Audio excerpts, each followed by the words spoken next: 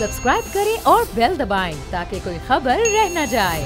दुआ ज़हरा का केस भी आ गया है, उसे भी हम बात करेंगे आपसे आगे शो में चल के, आपको बताएंगे भी कि उसकी क्या वीकनेसेस थी और क्या केस की सिनेरियो था। लेकिन उससे पहले नजर डालते हैं एक बड़ी खबर पर। दुआ ज़हरा केस का फैसला आ गया। लड़की को शौहर के साथ जाने की इजाजत मिल गई, लेकिन वालिदैन को सब्र नहीं मिला। सवालों का जवाब अब भी ढूंढ रहे हैं। सफेद कपड़ों में मलबूस शख्स कौन था? सवालों के जवाब जानने की कोशिश करेंगे आज के शो में। खुशदिल ने सबके दिल खुश कर दिए। काली आंधी के खिलाफ तूफानी बैटिंग। कप्तान बाबर आजम ने अपना अवार्ड खुशदिल के नाम कर दिया। माजूरी मजबूरी नहीं, तंजीला ने खुद भी साबित किया, अब दूसरों को भी सबक सिखा रही हैं। खिदमात का दुनिया भर में एतराफ किया जा रहा है। आलमी अवार्ड से नवाजा गया।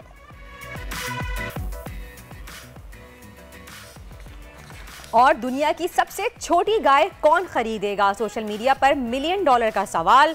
2 करोड़ की बोली लग गई। गाय की मिल्कियत अब तक किसी को ना मिल पाई। रानी पाकिस्तानी की दुनिया में धूम। राइट, रानी पाकिस्तानी की धूम दुनिया में वर्दा, उसको हम आगे चल के डिस्कस करेंगे। लेकिन बात कर लेते हैं इस वक्त दुआ ज़हरा केस की। दुआ ज़हरा केस ने सबको हैरान किया, कुछ लोग परेशान हुए। वालिदैन भी अभी तक कह रहे हैं कि यार शायद हमारे साथ इंसाफ नहीं हुआ है। लेकिन इस पूरी सिचुएशन को डिस्कस करने के लिए हमारे साथ मौजूद हैं एक बड़ी अहम शख्सियत, बहुत मैं कहता किसी तारुफ के मोहताज नहीं है। इससे पहले आपको मैं शख्सियत हम डिस्कशन करें, हमारे साथ है राना आसिफ हबीब साहब। आप प्रेसिडेंट हैं इनिशिएटर की, आप लॉयर हैं दुआ ज़हरा के, और आप सोसाइटी के तमाम तरह इंपॉर्टेंट इशूज़ के ऊपर हमेशा बात करते रहते हैं, चाहे वो सोशल वेलफेयर हो, लीगल राइट्स हो, डिसेबल लोगों के लिए जो होना चाहिए सिस्टम सोसाइटी में, उसके ऊपर बात करते हैं। माँ बाप जितने कर्ब से गुजरे, की तकलीफ से गुजर रहे हैं, इसका अंदाज़ा तो शायद हम लगा भी नहीं सकते। देख के बस अल्लाह ताला इनको हिम्मत दे और सब्र दे। राना साहब, यहाँ पे मेरा एक सवाल बनता है कि वो कह रहे हैं मुस्तकिल के दुआ दोबारा स्टेटमेंट देना चाहती थी कि वो घर जाना चाह रही है, माँ रो रो के कह रही है, तो क्या ये कानून में ऐसी कोई ऐसा लॉ है कि अगर एक दफ़ा स्टेटमेंट रिकॉर्ड करवा दे दोबारा आप स्टेटमेंट नहीं रजिस्टर्ड करवा सकते अपना? देखिए, ये इस केस में 164 का बयान लाहौर में भी हुआ था, अब फिर दोबारा आपने 164 ले लिया। तो जज को मेरे ख्याल में जब वालिदैन इसरार कर रहे थे तो 2 मिनट के बयान में अगर कोई, क्योंकि देखें वो पहले थी अपने जो सो कॉल्ड इन लॉज के साथ, अब वो दारुल अमान से आई थी। अब उसके ऊपर जो अनड्यू इन्फ्लुएंस होता है, दावे नाजायज़ जिसको उर्दू में कहते हैं, तो वो उनके ऊपर नहीं था कोई। अब अगर बयान ले लिया जाता तो कोई हर्ज नहीं था। और क्यों इतनी उजलत दिखाई, मैं तो खुद इसमें हैरान हूँ। मेरे ये लॉ हम बनाने वालों में से थे, इसके एडवोकेसी करने वाले में से, और हर दर्दमंद पाकिस्तानी जो है वो दुआ का वकील है कि जिसके घर में कोई औलाद है या जो किसी औलाद का दर्द रखता है।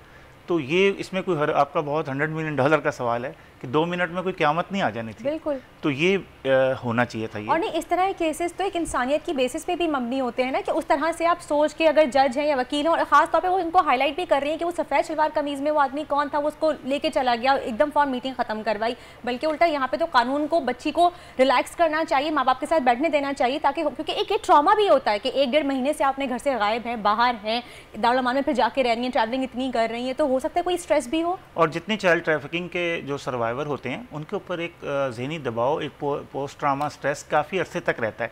वो कोई 1-2 दिन के शेल्टर होम में ख़त्म नहीं होता। और इसमें जो फ़ैसले में जो इसमें हम समझते हैं कि जो लेकुनाज हैं, वो बड़ा लेकुनाज ये है कि उम्र के तयन के लिए पैदाशी सर्टिफिकेट और बे फॉर्म और हॉस्पिटल की पर्ची और ऑसिफिकेशन, इस तरह की चीज़ें अगर हैं तो क्यों मौजूद अदालत सिर्फ एक ऑसिफिकेशन की तरफ गई?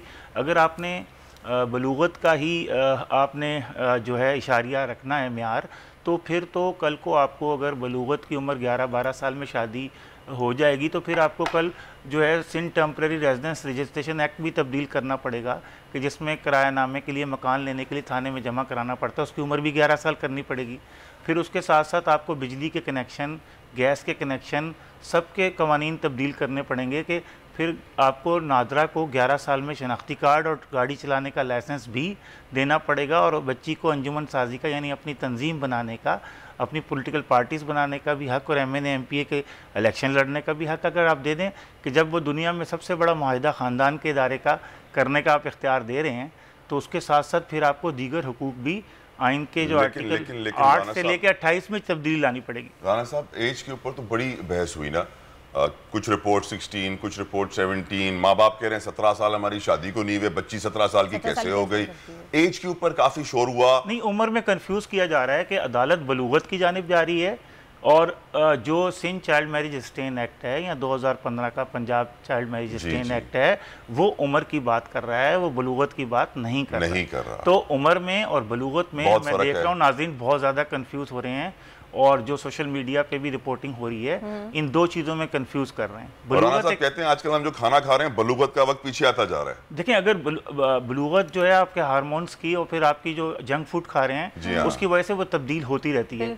लेकिन अगर आपने नादरा का पैदाइशी सर्टिफिकेट नहीं मानना, निकाहनामा नहीं मानना, कोई चीज़ नहीं माननी, पासपोर्ट नहीं मानना, तो बनवाते क्यों? तो फिर ये सब बनवाने में अवाम का पैसा और इतना वक्त क्यों ज़ाया करते हैं? सिंपल सी बात है, एक MLO बलूगत का सर्टिफिकेट जारी करे, उसी पे पानी का कनेक्शन मिले, उसी पे खरीदो फरोख्त हो, उसी। राना साहब सॉरी टू इंटरप्ट, आप कह रहे हैं अदालत ये सारी चीजें नहीं मानती जिनका आपने भी जिक्र किया, ये नादरा का बर्थ सर्टिफिकेट कल दिखाने नहीं दिया। उनके वालिद साहब ने बड़ी रिक्वेस्ट की कि जहां आपने ऑसिफिकेशन का वेरिएबल ट्रायल किया जी, और एक ऐसी MLO रिपोर्ट के जिसमें पुलिस सर्जन के साइन नहीं है, एक ऐसी MLO रिपोर्ट जिसमें दांतों को कहा जाता है माइनर के हैं लेकिन हड्डियां बड़ी की हैं, ये कैसे हो सकता है? जी आप तो मजाक है, हमारे सिस्टम अदाई इंसाफ थोड़ी ना हुआ। आप बहुत ही अफसोसनाक बात आपको बताऊं कि जो इसमें वजीर साहिबा थी वुमेन डेवलपमेंट की, शैला रजा साहिबा, उनका हेल्थ की मिनिस्टर अजरा पेचो से कोई कोऑर्डिनेशन नजर नहीं आया मुझे सारे सिलसिले में कि हेल्थ तो MLO रिपोर्ट दे रही है और वुमेन डेवलपमेंट की मिनिस्ट्री इस केस को लड़ रही है। तो विद इन द जो कैबिनेट है, अजरा पेचो जरदारी साहब की बहन है, उनसे कोऑर्डिनेशन मुश्किल होती है। राना साहब आपको मालूम नहीं है? आप तो कह सकते हैं, हमारे तो पर जलते हैं ये रिश्ता बताते हुए। हकीकत है, सच है। ये चीजें अगर नहीं थी और एडवोकेट जनरल जो है, और फिर इस फैसले में कहा गया कि हमने शरीयत कोर्ट के और फलां चीज़ों को भी देखना है। तो अगर आपने फेडरल शरीयत कोर्ट को देखना है तो फिर तो आप स्टेट बैंक से लेकर तमाम बैंक बंद कर दें और लोगों को बिला सूद कर दें, फिर इंटरेस्ट रेट 15% की ज़रूरत ही नहीं है। अगर फेडरल शरीयत कोर्ट को देखना है तो फिर एक तो आपकी तरफ इस्लामी बैंक आ रही है और दूसरी मैं बोलना नहीं चाहता कौन सी जी। जो, तो फिर अगर वो चीज़ें हैं तो फिर आपको कम से कम आधा तीतर आधा बटेर नहीं होगा ना। अल्लाह माफ़ करे राना साहब, आपकी गुफ्तगू सुनने के बाद मैं थोड़ा सा परेशान हुआ हूँ और मुझे वही सवाल मेरा याद आता है जो मैं हर कानूनदान से पूछता हूँ कि अंग्रेज जजों को गर्मी लगती थी तो वो 2 महीने के लिए बाहर चले जाते थे जून जुलाई में। हमारे पाकिस्तानी जजों को इतनी गर्मी क्यों लगती है कि 22 लाख केस पेंडिंग में पड़े हुए हैं, फिर भी 2.5 महीने के लिए अदालतें बंद हो जाती हैं। और जो भी राना साहब ने कहा इससे वाज़े हो गया है कि इंसाफ तो नहीं मिला। बिल्कुल।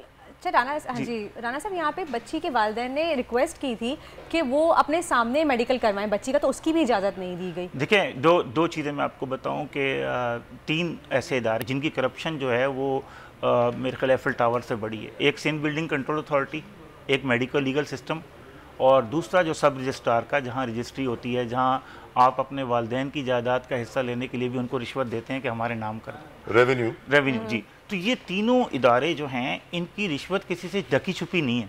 अगर आप 50,000 दे दें तो गोली लगी है, नहीं 50 दे दें गोली नहीं लगी, गोली साइड से गुजर गई। अल्लाह अकबर। अगर आप 5 लाख दे दें तो रेप हुआ है, नहीं दें तो नहीं हुआ। तो ये उस जगह पे आपको कम से कम 5 डॉक्टरों का मेडिकल बोर्ड तश्कील देना चाहिए था कि जो गैर जानिबदार डॉक्टर हों।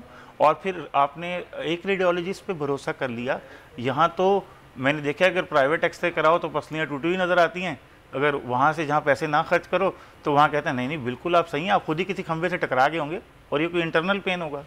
तो ये चीज़ें, और सबसे बड़ी बात, जब आपकी केमिकल एग्जामिनर की लैब जो है अल्कोहल को शहद और जैतून का तेल बना दे तो फिर तो कहते हैं बर्बाद गुलिस्तां करने को एक ही उल्लू काफी था, हर शाख पे उल्लू बैठा, अंजाम गुलिस्तां क्या होगा। सुभान अल्लाह। राना साहब, मुझे इस वक्त जो है ना आका दो जहां रहमतुल आलमीन वजह कायनात नबी करीम मोहम्मद मुस्तफ़ा सल्लल्लाहु तआला अलैहि वसल्लम का फरमान आलिशान याद आ रहा है कि जब रईस के लिए कानून कुछ और होगा और गरीब के लिए कानून कुछ और होगा तो समझ जाना हम तबाह हो चुके हैं। बिल्कुल। जब इस वक्त कानून है ही पैसे का नाम, और सर बड़े लोगों के लिए काबे का दरवाजा खुल जाता है और छोटे लोग बेचारे चक्कर ही लगाते रहते हैं, अदालत के भी और काबे के भी। अल्लाह अकबर। तो ये कब तक ये दोगला निज़ाम चलेगा? अगर हम कहते हैं कि हज़रत उमर सैयदना रज़ियल्लाहु ताला अन्हा का एक दौर था, उन्होंने अपने कुर्ते का भी जवाब दिया, तो हम ये गाड़ियाँ, ये लग्जरी माहौल, हम वकील भी, हम जज भी, हम किस तरह इसको जस्टिफाई करेंगे अपनी शहाना जिंदगी को? लेकिन राना साहब, एक सोसाइटी में जहां इंसाफ का हुसूल इतना मुश्किल हो जाए जितना पाकिस्तान में है, उसकी कोई लिमिट नहीं है, क्योंकि इतना सारा पैसा मतलब बकरी ढूंढने के लिए गाय बेचनी पड़ती है, वकील के लिए गाय बेचनी। मेरा सवाल यह है कि ऐसी सोसाइटी में जहाँ इंसाफ ना मिले और इंसाफ के लिए इस तरह दर दर की ठोकरें खानी पड़े, जलील होना पड़े, सारी अपनी आमदन लगा देनी पड़े, क्या होता है उस सोसाइटी पे इम्पैक्ट? देखिए उस पे मनफी रुझानात जन्म लेते हैं। और आज जो आपने देखा है फॉरेन रिजर्व की वो भीख मांग रहे हैं कि जिसकी गूंज दुनिया में सुनाई दे रही है। एक वजीर की टॉफियां बिक रही हैं मगर मुल्क की मईशत डूबी जा रही है। जी हाँ। एक की एयरलाइन कमा रही है मगर उसकी कौमी एयरलाइन जो है तनज़्ज़ुली का शिकार है। तो जब वज़रा कारोबारी हो जाएं तो सियासत में जब कॉन्फ्लिक्ट ऑफ इंटरेस्ट हो और कॉन्फ्लिक्ट ऑफ इंटरेस्ट पे कोई कानून साजी उस मुल्क में ना बनने दी जाए तो फिर उस कौम के एक एक रुपया ऑक्सीजन मांगनी पड़ती है कि सिर्फ वज़रा नहीं, इंसाफ भी कारोबारी हो जाए। कारोबार आप देखें IMF के पैसे सितंबर तक आएंगे, सितंबर तक आप सांस कैसे लेंगे, वो कितना मुश्किल हो जाएगा। 4-5 महीने ये सांस लेंगे सितंबर तक, तो इंशाल्लाह कोशिश तो यही है। और पाकिस्तानी अवाम जैसे इंट्रो में आप दोनों ने बड़ी अच्छी बात की कि हम लोग तो हर मुश्किल में खड़े हो जाते हैं और हमने तो वो मुश्किल पाकिस्तानी लोगों ने दौर देखा कि जब हमने दुनिया का मुकाबला करना था तो हमने तो अपना पेट काट के भी एटम बम बनाया और मुस्लिम दुनिया को बता दिया कि तुम्हारे वसाइल ज़रूर हमसे ज़्यादा होंगे लेकिन हमारे हौसले तुमसे बुलंद है। वक्त की कमी है, नहीं तो ज़रूर आपसे गुफ्तगू जारी रखते रहना। आसिफ हबीब साहब ने बड़ी खूबसूरत और बोल्ड और सच बातें कही हैं जो बहुत कम लोग कहने की ताकत रखते हैं। Thank you so very much Rana साहब for giving us your precious time. आपकी मौजूदगी से बहुत शुक्रिया नशरियात शो में चार चांद लगे और यकीनन हम उम्मीद करते हैं कि हमारे मुल्क में इंसाफ का निज़ाम बेहतर होगा। सब्सक्राइब करें और बेल दबाएं ताकि कोई खबर रह न जाए।